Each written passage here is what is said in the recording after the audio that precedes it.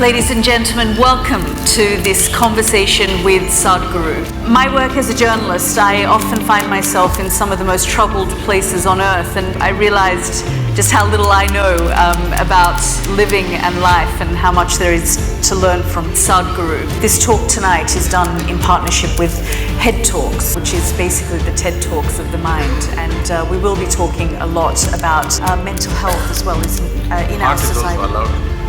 Heart is also allowed. Heart is also allowed, great. We'll talk a little from the heart as well as the head.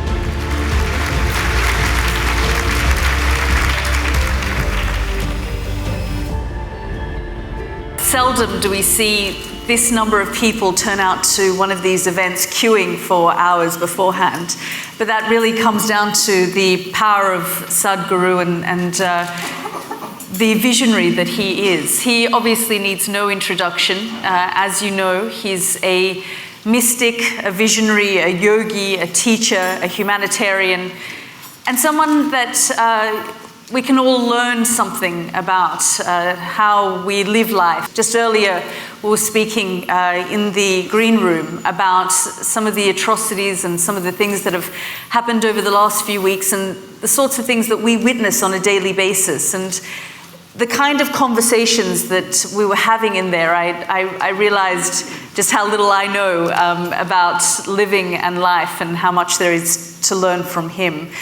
So I hope that you find tonight, in a way, something that you can take away from his words of wisdom. So I'll pass it on to Sadhguru.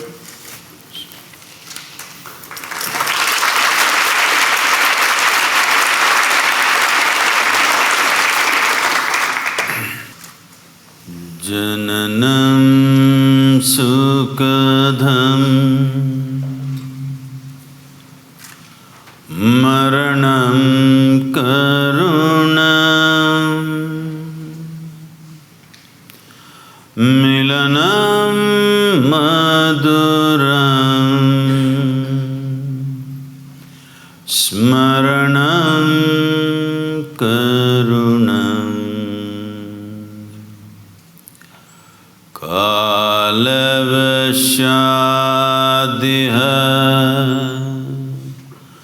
Sakalam Karunam Samayadipate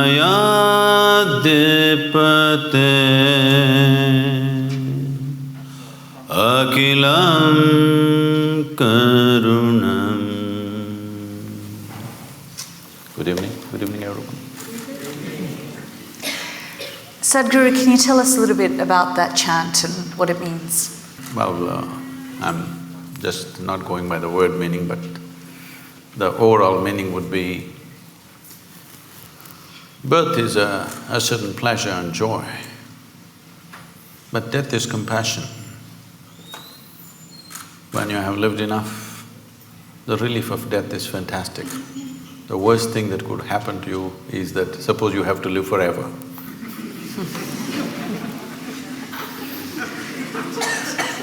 And what we are calling as birth and death is just a certain amount of time and a certain amount of energy in play.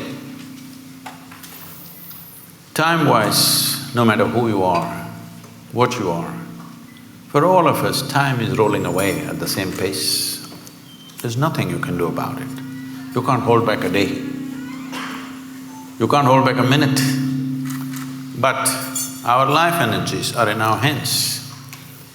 If we take charge of this, then in a certain way, we have mastery over time. If your experience of life, by taking charge of your energies, you make it very intense, then how you live, if you live here for a year, it may feel like you live here for 100 years because of the sheer intensity of your existence. And also in terms of activity, if you organize your energies well, what somebody may do in 10 years, you may do it in 1 year. So in terms of impact, if you live 100 years, you lived 1,000 years. So essentially, we're talking about organizing that we can organize and coming to terms with that which we cannot organize. This is where the equilibrium of life is. You just said the worst thing that can happen is if you live forever. But what if that death is then imposed on you? So I go back to what happened on Easter Sunday in Sri Lanka and the attacks on various churches across Colombo, where 310 people were killed. I mean, what goes through your mind when you see this, I mean, some would say a level of evil inflicted on man by man? Oh, we must understand, evil has always been inflicted only by one man upon another man, never by some other forces. It never happened like that. No hand jumped out of the sky and did any evil to anybody ever in the history of humanity. It's always one person doing something horrible to another person. This could be done for economic reasons, this could be done because of egoistic reasons, this could be done because of wealth, property, so many things. But if we have a fight for something, let's say we are fighting for this flower vase, you and me.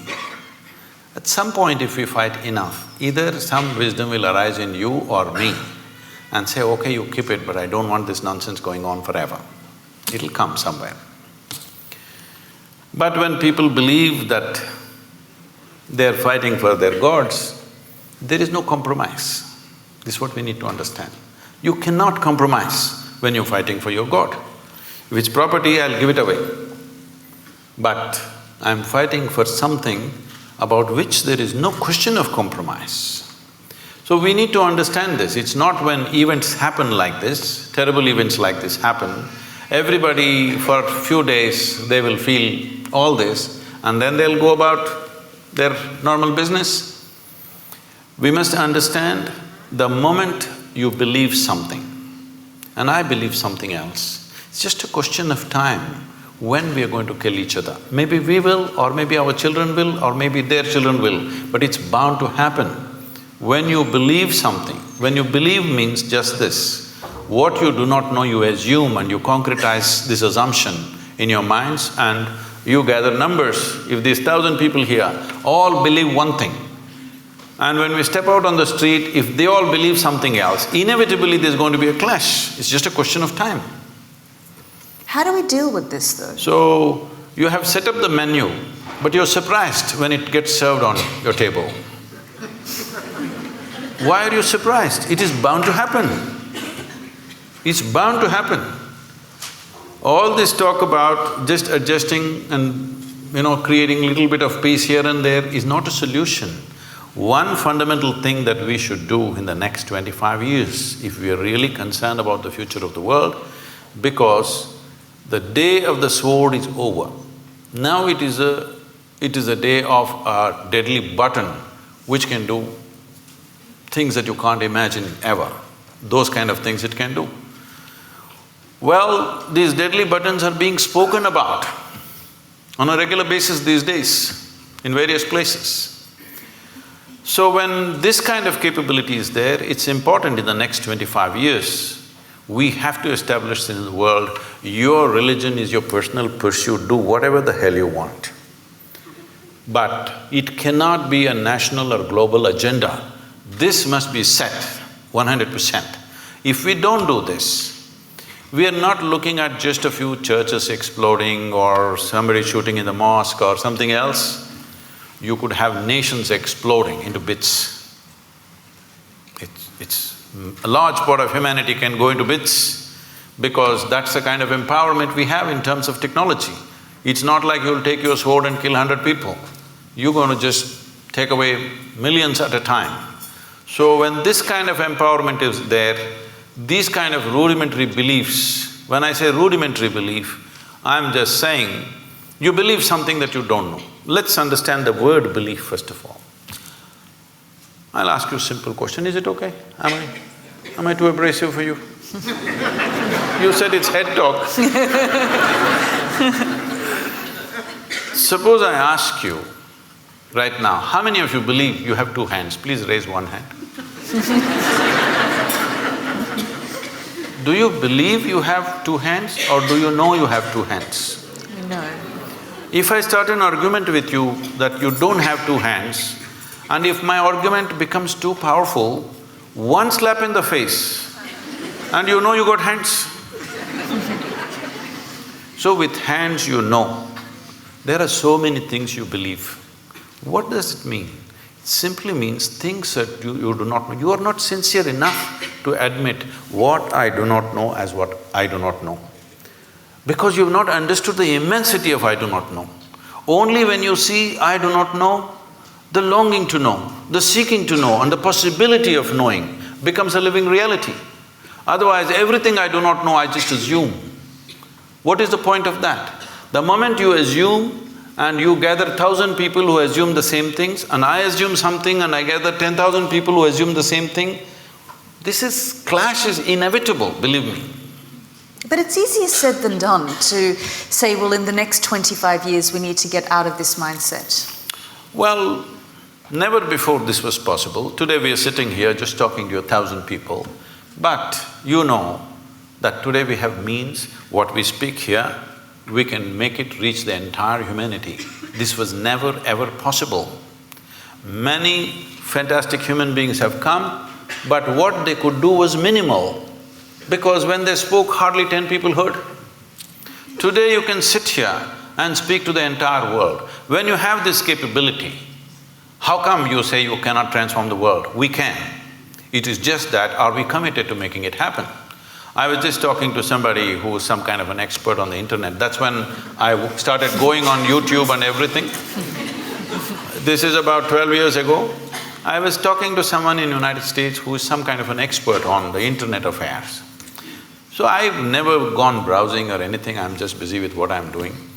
So I just asked, what are people looking for hours on end they're on this net?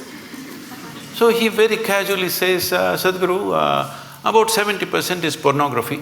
I said, what? He says, yes. I didn't want to believe him. I said, this is not possible. It can't be 70%. Maybe some people are looking up something. But then I check with a few other people. Everybody says 70% of data is pornography. And they tell me, every year some 1.2 million children below 15 years of age are being sold on internet. What's wrong with us?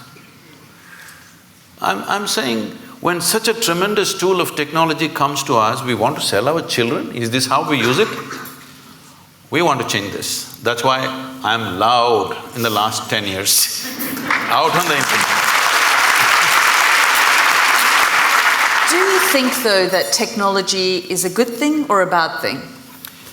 Technology is neither. The beautiful thing about technology is, if you learn to use it, it works for you. But who you are will decide how you use it, isn't it? But how do you So what we need to fix right now in the world is, who are we? This is what we need to fix. We've all become many things which we are not. Essentially, we are born as life on this planet. Rest of the things are taught to us, isn't it? Stop teaching all this stuff which makes us something other than human beings. I mean, you can say this as Sadhguru, but how do you deal with a 15-year-old who spends 6-7 hours of their day on a phone, which then impacts their mental health, their state of mind?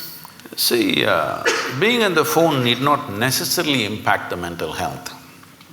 But what is on the phone? That's a question, isn't it? Right now, at least in India, whatever they may be looking for pornography, but Sadhguru pops up.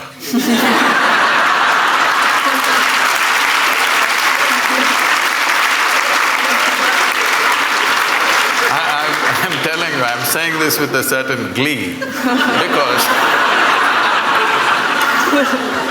you know, I'm just walking in Bangalore city.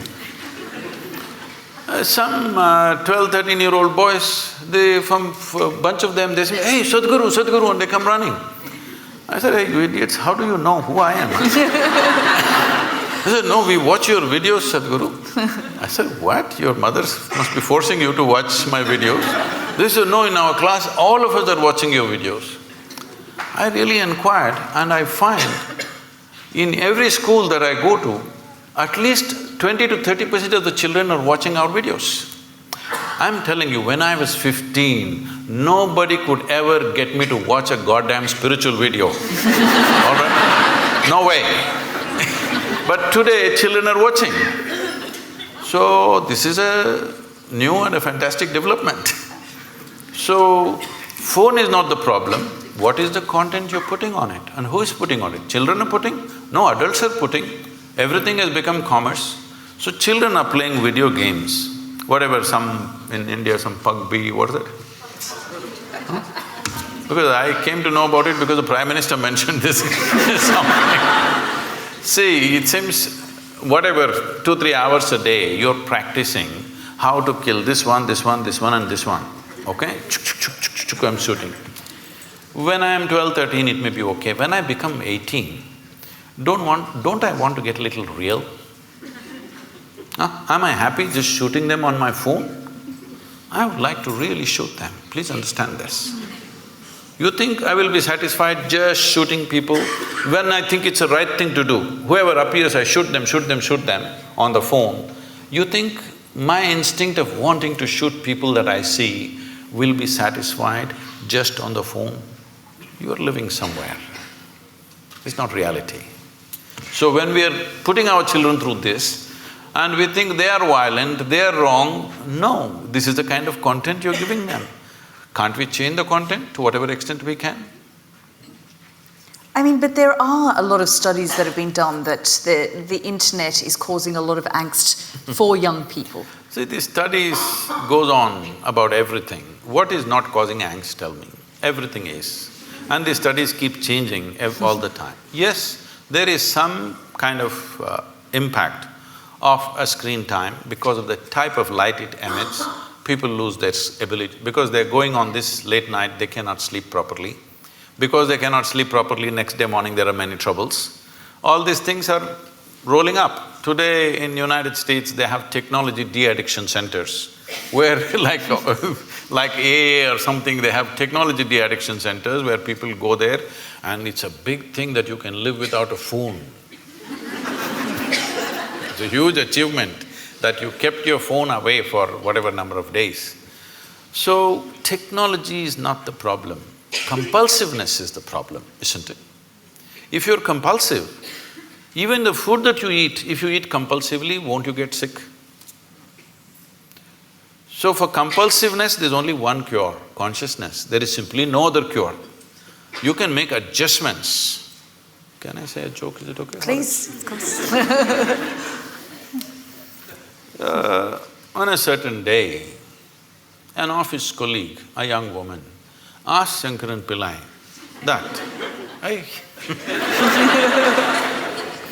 that if she could get a lift in his car. So, he took her in the car and he was driving. When it got a little lonely part of the road, he pulled the car aside and he suddenly became like an octopus. That is, his limbs were all over her. She pushed him away and said, "You fool, what are you trying to do? I thought you were a decent fellow and I came with you." He said, "I'm sorry, I quit smoking."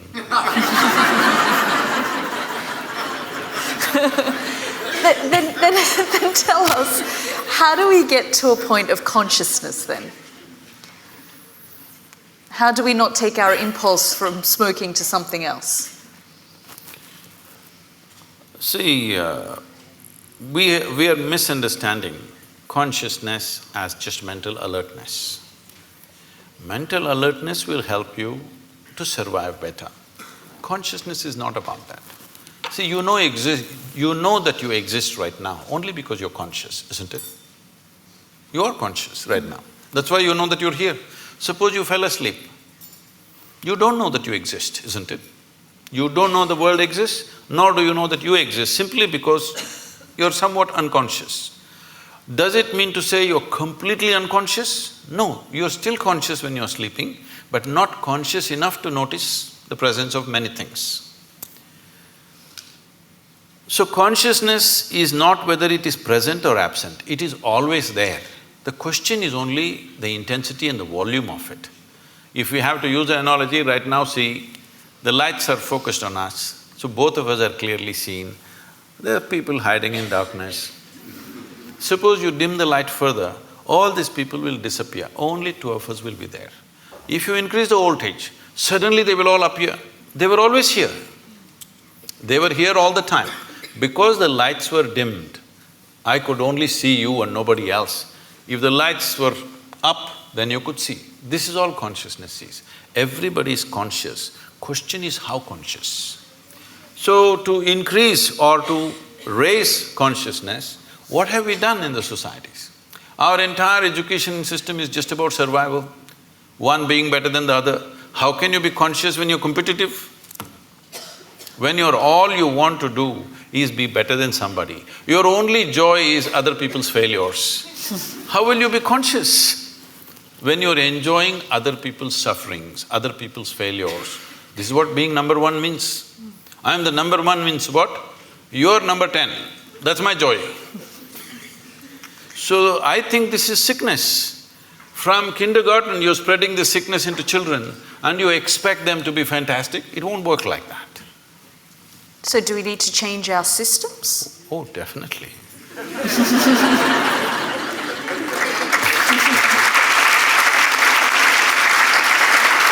See, right now, it is anyway going to change in the next 5 to 10 years, not because people are going to become conscious, simply because of artificial intelligence.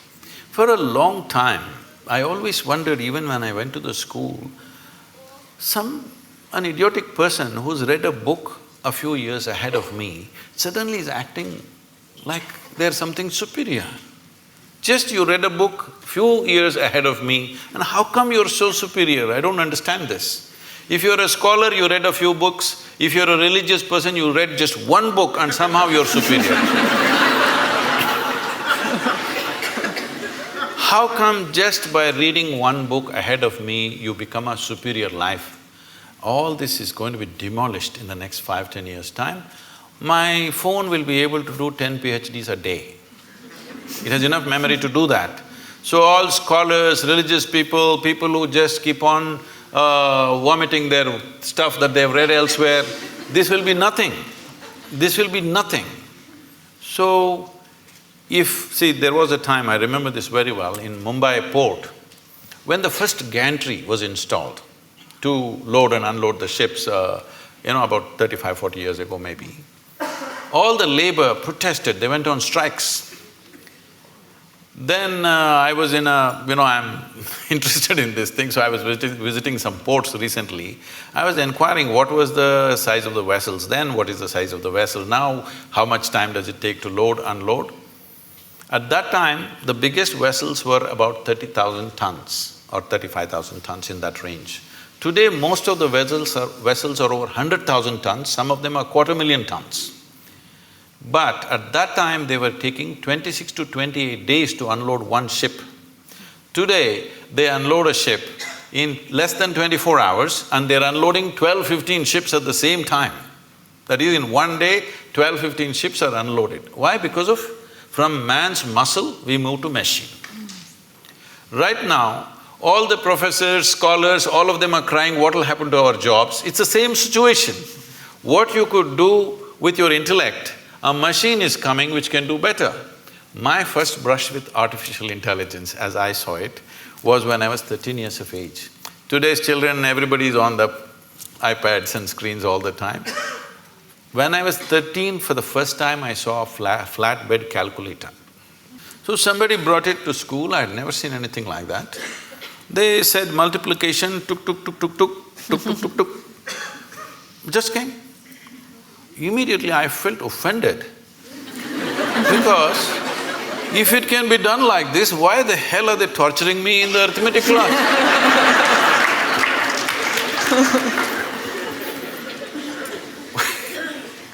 So then I imagined if there was a calculator for physics, chemistry, biology, everything, how wonderful. It took 50 years, now it's coming.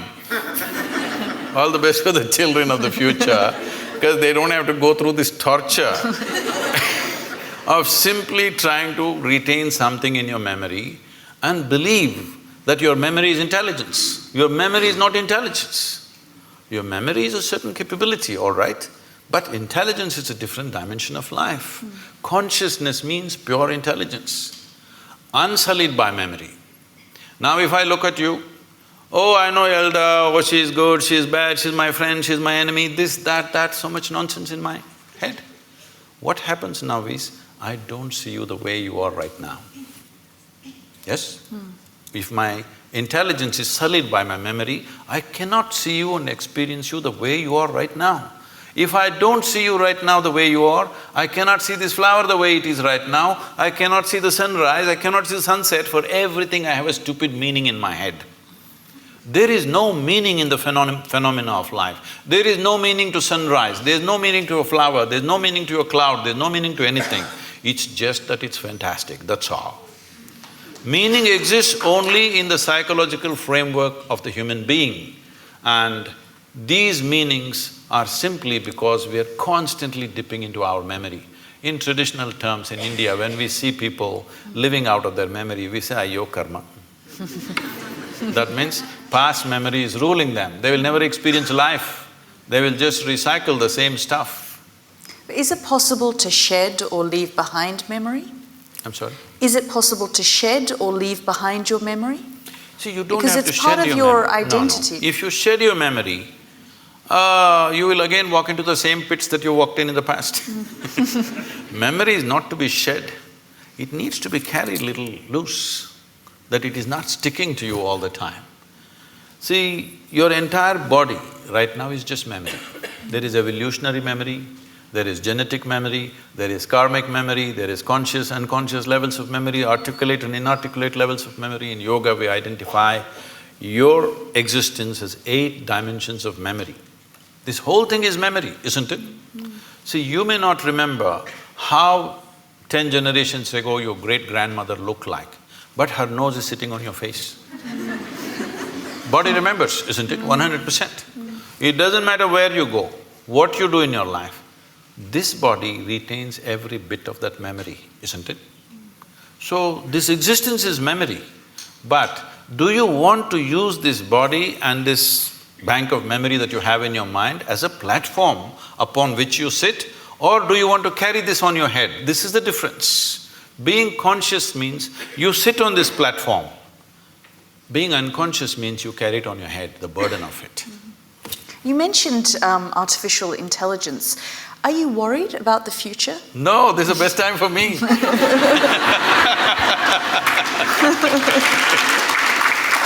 See, if, let us say, right now, you have read 10,000 things and you remember all that. I have not read anything.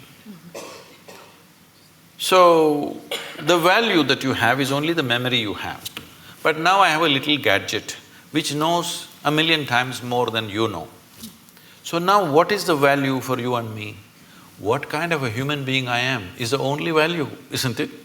What nonsense you carry in your head is of no value. So this is a great time for me. This is great time for humanity, because now you being a human being will become more important than what nonsense you carry in your head. I'm sorry, this is head talk. So are you saying then that we are living in the best time in history? Definitely. Is there any question? Never before human survival was as well organized as it is today. If you had to start your morning, you had to take a bucket and go to River Thames, which is a mile away, and carry this bucket full of water. Tell me in this room, how many people are even fit enough to carry a bucket full of water for a mile? Now we're complaining because the warm water is not coming. There are two knobs you have to turn for warm and cold water. You want a single knob, so people are freaking in the morning. 2 knobs have to handle. So, survival is better organized than ever before. When our concern was survival, we couldn't pay attention to other dimensions of life. See, once you come as a human being, if you had come as any other creature, stomach full, life settled. Once you come as a human being, stomach empty, only one problem, stomach full, 100 problems. Why this is so is, our life is not fulfilled with survival. When our survival is in question, we are just like any other creature. Only when survival is fulfilled, the dimensions of being human kicks in into our experience. When you're thinking of where is my next meal, we don't expect you to be very human. You lose it in many ways. Now survival is settled for a large part of humanity. Unfortunately, there's still populations for whom it's still a struggle. But I would say at least for 60% of the population on the planet, for the first time, survival is better organized than ever before. The world is safer than ever before, though people are constantly complaining. Well, you're talking about Sri Lanka, yes, it's an unfortunate incident. But 1,000 years ago, if 1,000 people died just 100 miles away, you would be sitting here thinking world is super peaceful. Yes or no? Today it's because of BBC that somebody dies somewhere, the blood flows into your sitting room. It's a good thing, at least your humanity is being evoked, otherwise it'll sleep. So I'm saying, in terms of violence, we are more peaceful than ever before. Our survival is organized better than ever before, and above all, our ability to communicate is better than ever before. These are not small things. Now the question is, what are we going to communicate? Are we going to abuse each other? Are we going to throw dirty things at each other? Or are we going to do something that will transform us as a generation, because this is our time on the planet? Are we going to make this the greatest time in the world ever? Or are we going to let this pass? That's all we have on our hands. What else do we have? That's all we have. All we have is a little bit of time, isn't it? Hello? All we have is a little bit of time. But most people think they're immortal. That's why they don't do anything. Because they think only other people die. They don't understand you and me will die.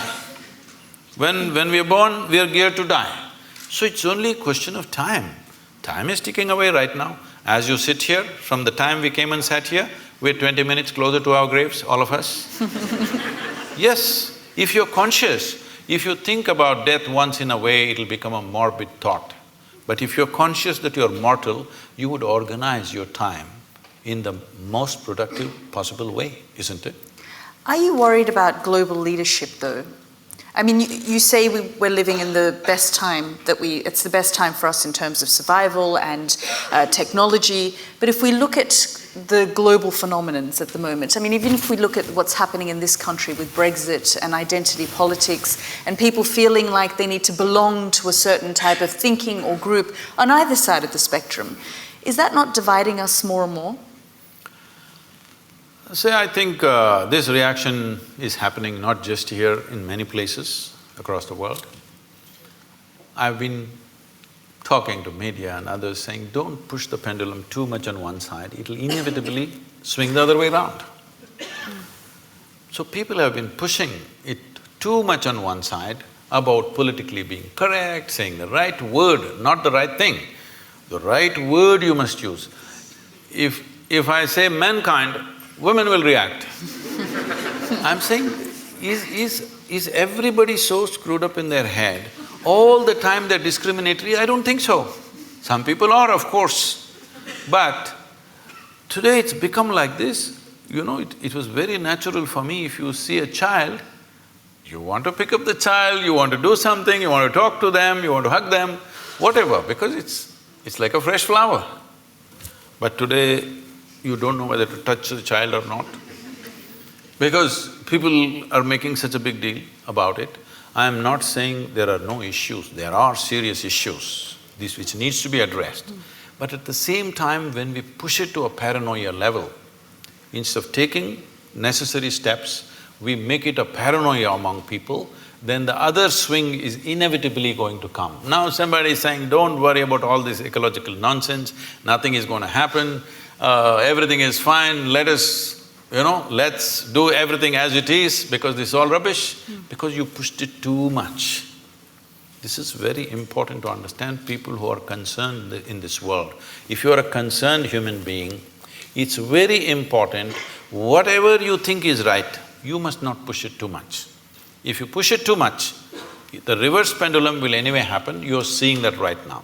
Talking about Brexit, Is it okay?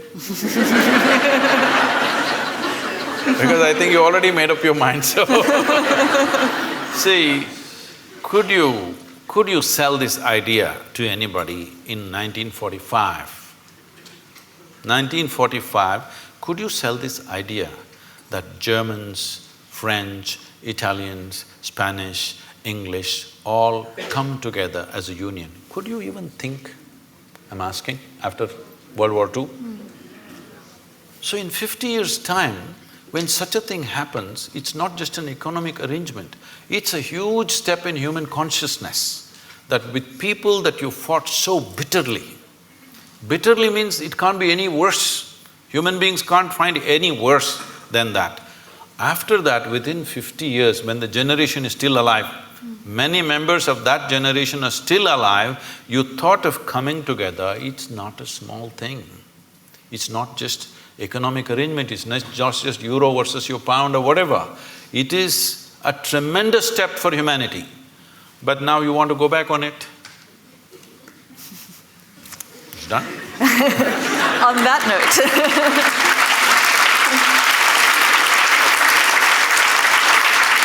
On that note, I just want to open up to the audience and give you a chance to ask some questions from Sadhguru. Just stand up, introduce yourself, and we'll start here on the front row. I'm Meenakshi and I work in technology, Sadhguru. So thrilled and privileged to be here, feeling blessed. Thank you. My question is that in Kali Yuga, is it possible to take the Advaitic meditative route to try and get in touch with your consciousness without a guru and the guru mantra? Or should one pursue Namasmaran and Bhakti Marg as the way one tries everything but is flapping in the wind? See, you're a technology person, and I'm asking all of you. Well, each one of you may have your own religious beliefs or whatever, but please look at it sincerely. Your belief is only to a point of convenience, isn't it so? Are you willing to believe to such an extent? You have children? Children? Yes. So, are you willing to leave the future of your children in God's hands and leave it, just do Nam Smaran and leave them on the street? Because, street is also in God's hands, right? Are you capable? No. Are you willing to leave your home, doors open, your wealth, everything open, because God is there anyway? No, you do everything that matters to you. You're keeping God as insurance. All right? So, when you're in this state of mind, don't talk about devotion, it won't work. Devotion is a fantastic thing. Devotion is another dimension of intelligence. But with the kind of education that you've gone through, and your intelligence has become very skewed just by exercising one aspect, that is the intellect. Right now, our education systems are exercising only one dimension of your intelligence, that is just the intellect. If I ask you a simple question, would you want your intellect to be sharp or blunt, all of you? Make a choice, I'm going to bless you. So you want it sharp. So essentially, it's a cutting instrument. So let us say you have one knife in your hand and you want to do all the activity of your life with the knife. Well, you can cut things well with a knife. But if you want to stitch your clothes, you use a knife. You will inevitably be in tatters, isn't it? That's all that's happening today. Because you're exercising just one dimension of your intelligence, which is the intellect, which is a discriminatory, sharp instrument which slices open, dissects things. Now, I want to know something physical, I want to dissect it. Now I want to know you, shall we dissect you? Is that the way to know you, I'm asking? If I dissect you, will I know anything about you? Is it possible, I'm asking?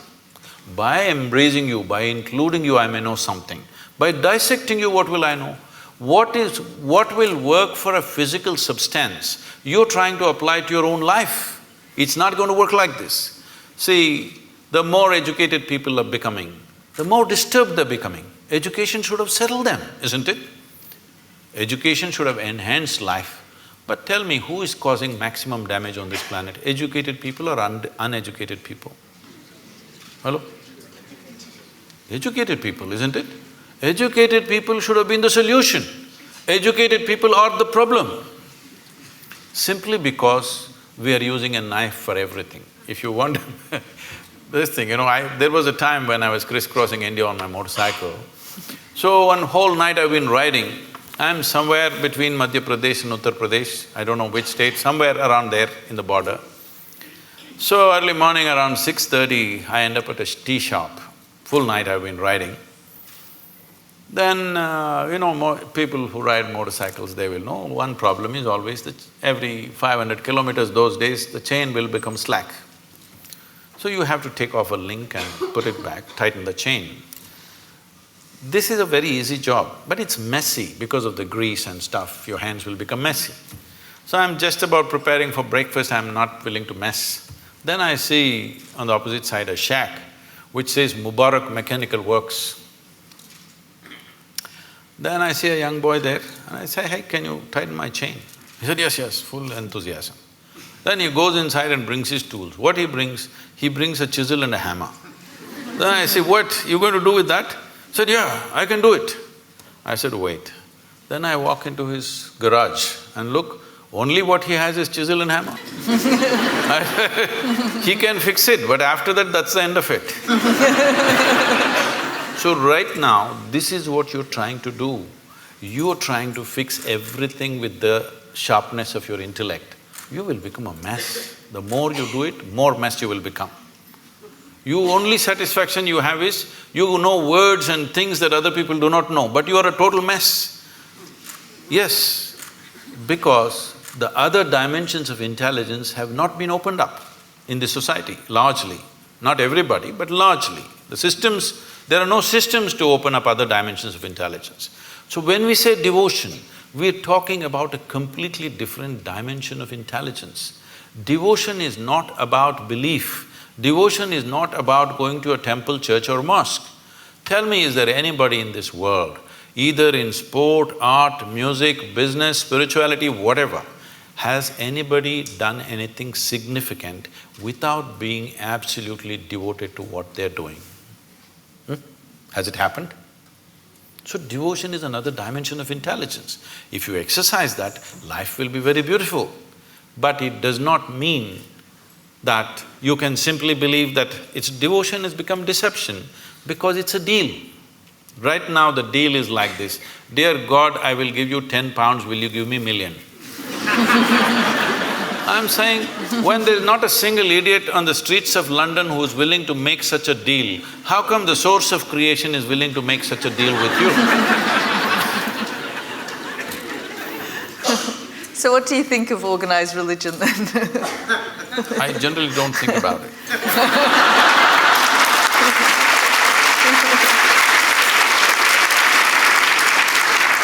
It is not that it has no use.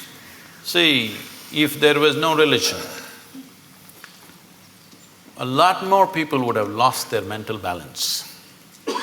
It is a very inexpensive way of psychiatry. No, I'm saying, see, I want you to understand, the line between sanity and insanity is so thin. Don't think there are insane people and sane people. Every one of you are crossing the line here and there. Some people are not able to come back, that's all the difference is. Yes or no?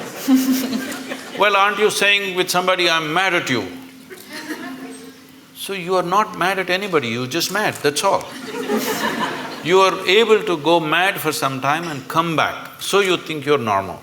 Somebody went there and could not come back, it became a terrible problem, all right? So, do not assume sanity is some kind of sanity is some kind of an established status for you. No, today you may be perfect, tomorrow morning you may be gone. Do you understand? It's very much possible. Like today you're healthy, tomorrow morning you may be talking about terminal illness, it's possible for any of us. So the same thing is possible with mental illnesses also. It is not to be taken lightly. But I'm talking about not exercising different dimensions of intelligence in a human being. Making an education system which is all like a factory extruder, everybody has to come of the same shape and form. This is causing enormous distress in human societies. Yes. It's very nice to be with you, Sadhguru. I wanted to know about Adiyogi because I've learned and I studied some yoga for years and I never heard about Adiyogi except from you. Oh, you thought Madonna invented yoga, is it?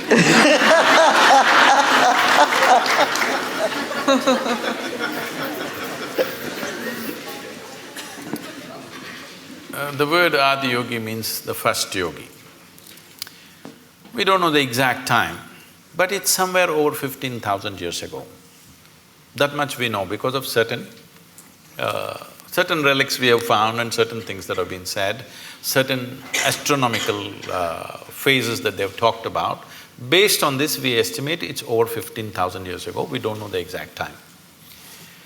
So the significance of Adiyogi is this: for the first time, for the human beings, he said, if you are willing to strive, you can cross all the limitations that nature has set up for you.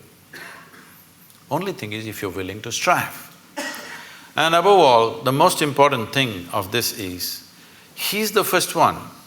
I don't want to take the credit away from the English people. Charles Darwin spoke about evolution about 150 years ago. You had a 200th birth anniversary recently. So, Adiyogi spoke of evolutionary process over 15,000 years ago. He spoke in a different language. When they asked how life happened, what is its beginning, what is its end, when his disciples asked him, he said, the first form of life was fish. Second form of life, he said, is a turtle, of amphibious life. That means life is moving out of water, finding its way on the land. You Indian people know about the 9 avatars. The next one is an animal, usually it's called a wild boar because wild boar is supposed to be the most physical creature among the mammals. So he says, it's a wild boar. Next one is half man, half animal. Next one is a dwarfed man. Next one is a full-fledged man but emotionally volatile man. Next one is a peaceful man. Next one is a loving man. Next one is a meditative man. The next one, which is yet to come, is supposed to be a mystical man. That could be you. Because if you pull out a small thing in your hand and start speaking to somebody in India or America, you're quite mystical. If you only… Yes. I'm saying, if only you had a phone 100 years ago, you could claim you're God and people would have believed it. Yes or no? So, he's not talking about individual people, he's talking about different stages of evolution. If you look at what Adiyogi spoke, in many ways it runs absolutely parallel to what Charles Darwin spoke 150 years ago. So he spoke about evolution and he said, till now evolution happened without your consent. Now you have the privilege to decide how far you want to evolve. This is he said, this is the most significant aspect of being human is this, that you decide your evolution. When you were a monkey, it's not my statement, it's Charles Darwin, okay? When you were a monkey, you did not decide, I want to become a human being. Nature just pushed you on for whatever reasons. But now that you're a human being, now you can decide what kind of a human being you want to be. This moment you can be like a brute, next moment you can be godlike. Both are possible for you right here. So he said the most significant dimension of being human is you determine your evolution. This is the only creature on the planet who has that freedom to do that. He said this is the most important thing, and he gave 112 methods through which a human being can evolve to their ultimate nature. So that's why Adiyogi. Namaskaram, Sadhguru. I would like to know about science of consecration, and if I'm worthy of knowing it, how do I go about it? Oh. Well, we must congratulate Yalda, because in the next 3 weeks she will be a mother. Thank you.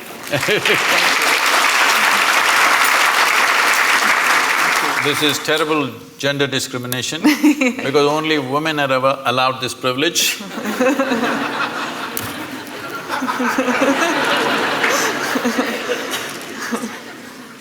So, she was talking to me about how she's conscious when there is a situation in any place, given place, without any logic to it, conscious of certain energies and how different people and different forms and different spaces impact you. So the science of consecration is just this. The best material to consecrate is a human being.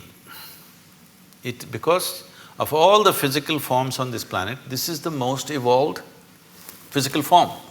The easiest thing to consecrate is a human being. But the problem with the human being is, every few minutes they'll make a U-turn. You can consecrate them right now, by tomorrow morning we don't know. So first of all, to get them committed to stay with whatever is given to them is a big issue, especially in today's world. Because of that, we consecrate other forms. We always want to choose a form or a substance, first of all, which is of the highest density possible, because physical form, its strength and its integrity depends upon its density. So we normally solidify mercury to do this. This is called as Rasavaidya, which means it is the technology of solidifying mercury. People think it's a miracle. No, it's not a miracle. We use mercury as a process of consecration. The idea is it will change the very energy in which you are. Well, today our modern science is still busy studying physical things. Everything physical about you has been gathered from outside, isn't it so? Hello? What you call as my body is just a piece of this planet. You slowly gather it by the food that you eat. So if everything physical about you is just something else, not you, what you gathered cannot be you. What is you? Definitely there is a dimension beyond physicality.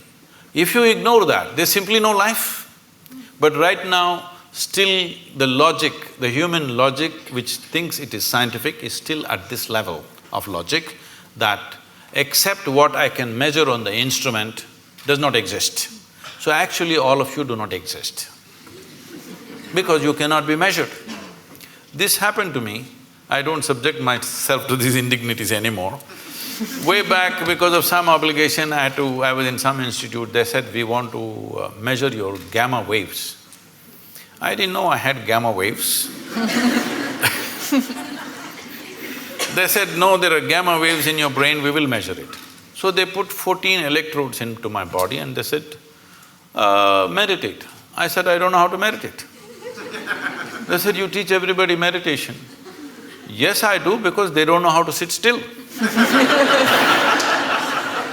If you want, I will sit still. But this is the whole problem.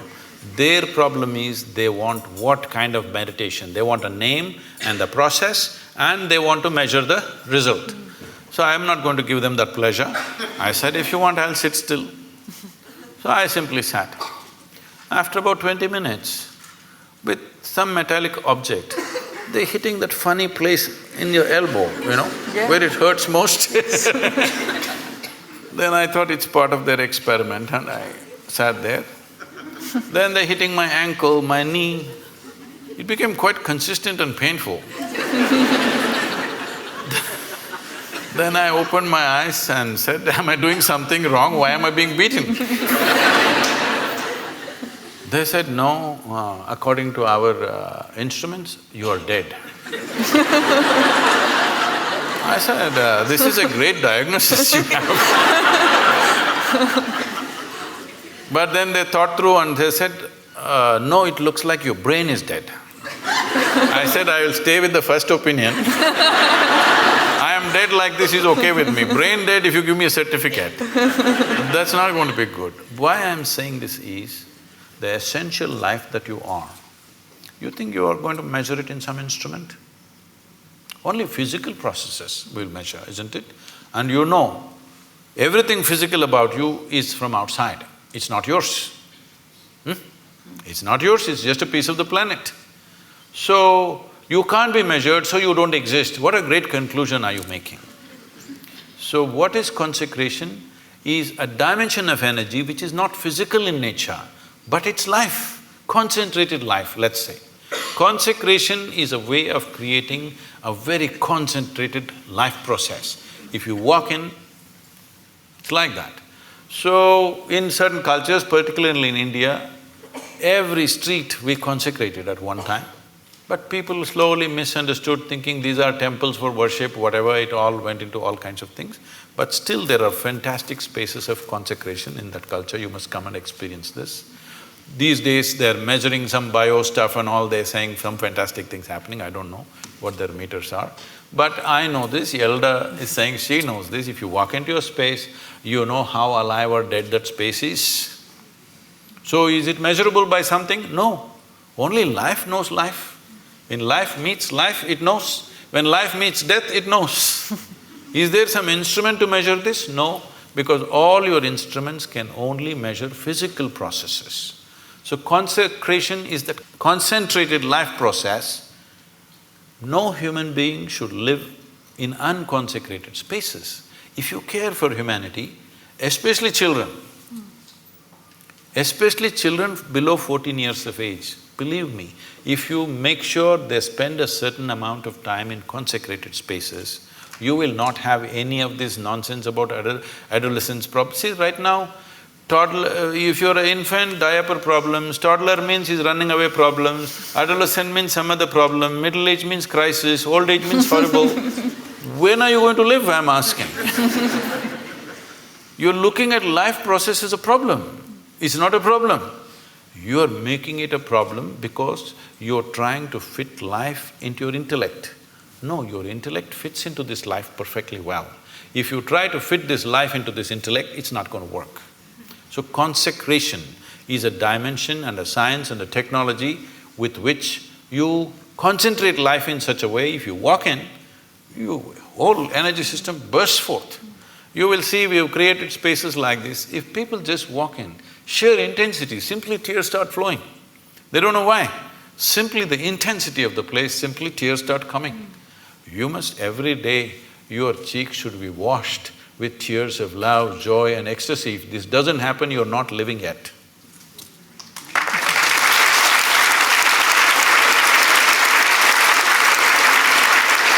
Sadhguru, we've just got a few more minutes left, but I wondered, I mean, it was such a beautiful thought that you've just left us with, but I wondered if there was some final thought or a mantra or something that you can leave our audience with before they go home.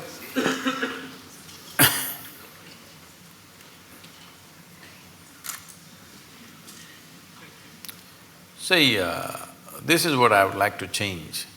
To learn ABC, just 26 alphabets in English language. If you come to Tamil language, 212 alphabets, at least it's complicated. Only 26 alphabets. Tell me, how many years did you spend just learning the alphabet and learning to use it? Your basic education till high school, this is all you're doing, learning to use the language and using the language so that you can understand whatever comes your way, this is all. At least 12 years. 12 years you spent, one solar cycle that's called in yoga.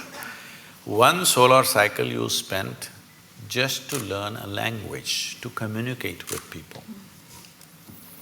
But to transform your life, you want a 2-minute mantra.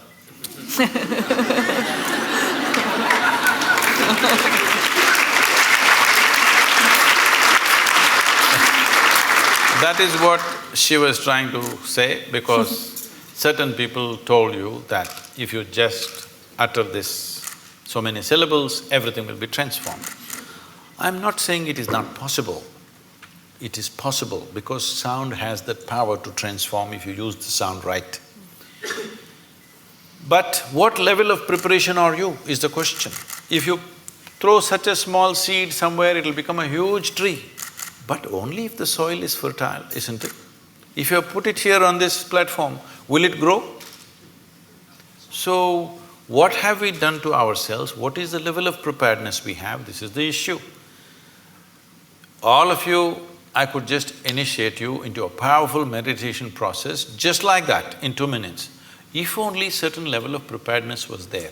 But to do this, a few minutes of initiation, normally in our basic program we spend 30 to 32 hours of preparation because everybody has invested in all kinds of identities. People keep asking me, Sadhguru, what is the secret? How did you become like this? I told them, this is all I did. Never identified myself with anything.